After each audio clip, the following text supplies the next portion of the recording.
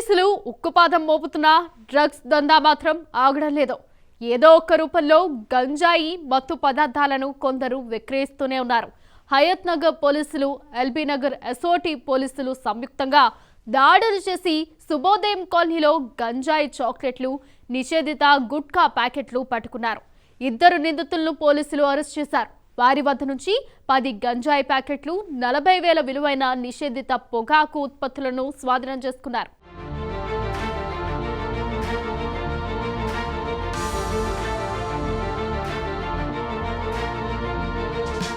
హైదరాబాద్లో మత్తు పదార్థాల దందా యథేచ్ఛగా సాగుతోంది. పోలీసులు ఎక్కడికక్కడ తనిఖీలు నిర్వహిస్తూ కట్టడి చేస్తున్నప్పటికీ తరచూ స్మగ్లర్ల ఆగడాలకు అంతు లేకుండా పోతోంది. తాజాగా గంజాయి చాక్లెట్లు విక్రయిస్తున్న 2 నిందితులను పోలీసులు అరెస్ట్ చేశారు. వారి వద్ద నుంచి 2.035 కిలోల 10 గంజాయి ప్యాకెట్లు, 40,000 విలువైన నిషేధిత పొగాకు ఉత్పత్తులు స్వాధీనం చేసుకున్నారు. పోలీసులు ఉక్కుపాదం మోపుతున్న హయత్ నగర్ పోలీస్ స్టేషన్ పరిధిలో గంజాయి చాక్లెట్ల విక్రయం కలకలం సృష్టిస్తోంది.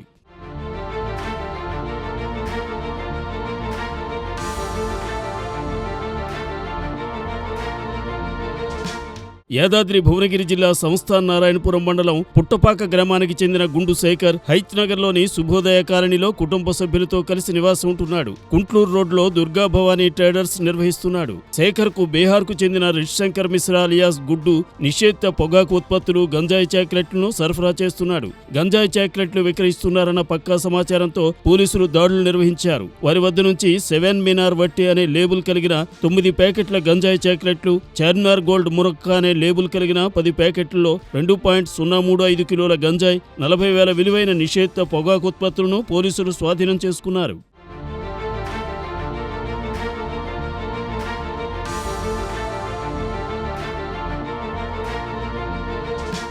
ఇద్దరు నిందితులపై పలు సెక్షన్ల కింద పోలీసులు కేసు నమోదు చేశారు. అలాగే హయత్ నగర్ చుట్టుపక్కల ప్రాంతాల్లోని ప్రజలకు గంజాయి ఉత్పత్తులను తీసుకోవడం వల్ల కలిగే ప్రమాదాలను తెలియజేశారు. అనుమానాస్పద కార్యకలాపాలు జరుగుతున్నట్లయితే వెంటనే స్థానిక పోలీసులకు సమాచారం అందించాలని లేదా డయల్ 100కి కాల్ చేయాలని పోలీసు అధికారులు సూచించారు.